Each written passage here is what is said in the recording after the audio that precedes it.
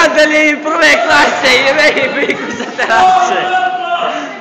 Rega beko poludeli. Evo ovo je makijaž prve klase, ništa ga ne gira.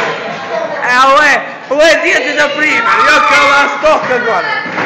Vidite, ovo je Subivoljčan. Pogleda klupu, pola mi ova stoka, jebem ti Boga vada ubiti.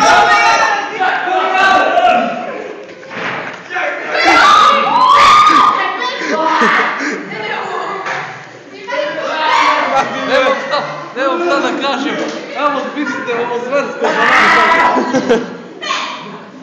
Dobar dan. Dobar dan. Da li imate li nešto... Imate li nešto da kažete za ovo? Pa pogledajte ovo. Molim vas pogledajte ovo. Tu kuku.